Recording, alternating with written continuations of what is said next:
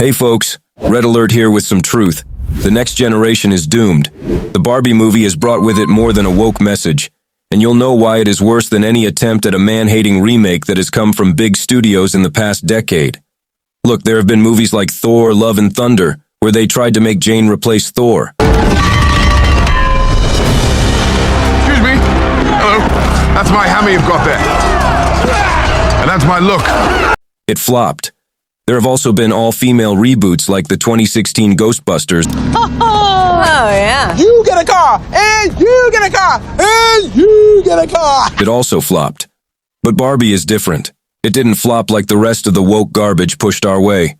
The movie, of course based on the famous plastic doll and starring Margot Robbie and Ryan Gosling, took just 17 days from release to pass the $1 billion mark. And here's why that's a bad thing for America. The liberal propagandists have finally figured out how to make money from indoctrinating your kids. So far, they've only lost money trying to push their masculinity-hating message on young audiences. Is Barbie a feminist? I was like, well, she's actually like the level up from that. Because if you look at Barbie Land at the beginning, like the Barbies are on top and the Kens are kind of disregarded. So I was like, well, that's not equal. No, right. So whatever the opposite of misogynist is, actually, Barbie's like... They tried to push their agenda onto Star Wars, and the whole thing failed. They tried to push it onto Indiana Jones, and that flopped hard as well.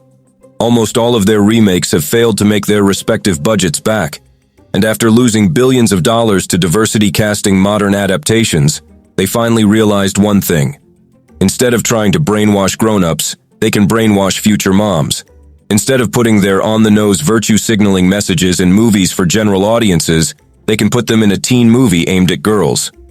Folks, I don't know if you remember your teenage years, but those are the years when you're most socially and psychologically vulnerable.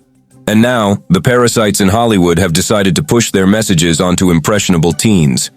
And because teenagers love Barbie, this attempt at indoctrination has been pretty successful. Here's what Barbie has been teaching young girls. Lesson number 1, having children is something worth despising. The movie begins with a scene where girls who used to pretend play as moms literally break baby dolls.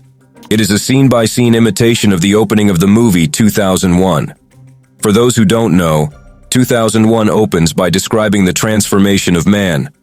It shows our primitive ancestors smashing pig skulls after interacting with a monolith. In Barbie, the scene opens with girls playing house, interacting with a giant Barbie doll, and then smashing their baby dolls. So in this equivalence, wanting to be a mother and playing with baby dolls is primitive. That's the message teenagers get from Barbie's opening minutes. Lesson number 2, you are a victim. The movie claims to be about women empowerment, yet teaches teenagers that they are oppressed and are victims of the patriarchy. Improve your life by taking responsibility? No way. The only way girls can get a better life, according to this movie, is if they join the feminist hive mind. Here's how the Barbie movie teaches the daughters of this great nation that they are nothing more than oppressed victims. It tells them that the perfect utopia is one where men are second-class citizens. Lesson number 3, society and men are responsible for all of your problems. In the movie, Barbie Land is the perfect world where women do everything while men are just Kens. And the moment Barbie goes to the real world, she is hit on by caricature-tier sexists. Ken is with her, and he stays enjoying being treated with basic respect that he doesn't get in the nightmare called Barbie Land. Remember, Barbie Land is the perfect world envisioned by feminists, yet it is devoid of any respect or agency for men. He's just Ken is a quote from the movie that's becoming a cultural phenomenon among young women. Seeing men as just Kens is what the movie wants its viewers to do, because until men become just Kens, they're to be seen as threats. A good man is a subservient man, according to this film. In the real world, all of Barbie's bad experiences are chalked up to the attitudes of men around her. And when she returns to Barbie Land, Ken has already taken over the Barbie society and turned it into a patriarchy. So the rest of the movie is about taking down the patriarchy and going back to square one. Men being second-class citizens. How fun! What a great message for teenagers and for would-be moms, right? Barbie breakups have become a thing, and relationships are already falling apart over Barbie. But I'm not too worried about that. Because if all it takes is one movie to end a relationship, then that relationship was doomed from the start. What I am more concerned about is the long-term effect of a movie like Greta Gerwig's Barbie. The movie ends with Barbie going to the gynecologist, So the movie that began by smashing motherhood tells teenagers that what defines their personhood is their genitals. If that doesn't trivialize women, I don't know what does.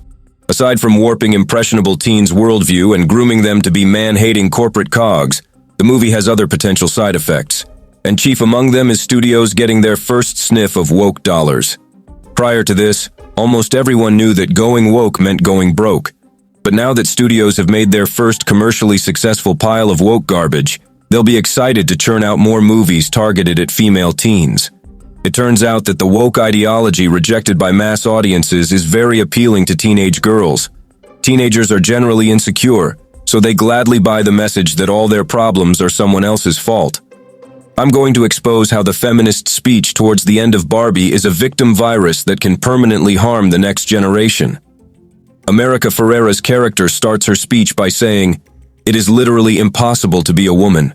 You are so beautiful and so smart, and it kills me that you don't think you're good enough." Folks, who doesn't want to hear that they're amazing when they think they aren't good enough? You see, this message is literally targeted toward girls with low self-esteem. The speech goes on to say, you have to be thin but not too thin, and you can never say you want to be thin. You have to say you want to be healthy, but also, you have to be thin. Whose fault is that, folks? Is it the patriarchy's fault or the fault of Barbie, which is literally a model physique figure? Men have never wanted women to be a specific waist size, so the movie positions all teenage girls' insecurities as the fault of men who do nothing but fight to protect them. Teenagers can be taught to be comfortable with their changing bodies and to be kind to each other, or they can be taught to hate their bodies and to blame men for it. And Barbie is doing the latter. Even worse is that the next decade of movies that are aimed at teenagers will continue to do the same. The liberals have stumbled upon their jackpot after losing billions of dollars to their woke cause. They have finally realized that telling any group that all their troubles are someone else's fault is the best way to make money. And they're starting to weaponize the self-victimization narrative. But this is particularly dangerous because teenage girls raised to view themselves as victims can turn into women who hate males, including their own kids. This kind of hatred weakens families and strengthens government control. Liberal elites first conducted their family-breaking experiment on minorities by glorifying divorce through rap music. And as a direct result of this experiment, alongside an abundance of handouts, an entire generation has been raised without fathers. The biggest issue facing Black America is father absence. We have children that are growing up without their fathers in the home, and that is being incentivized by the government right now via the welfare system. When the government says we'll give you more money if you don't marry the father of your children, you are incentivizing bad behavior in our community.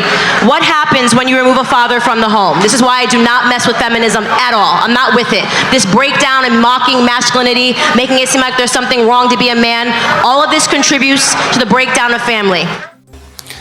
People who grow up without fathers vote Democrat, and the libs are so hungry for power that they will destroy the social fabric of this nation to make sure that the next generation of middle-class Americans is raised by bitter single feminists and government handouts.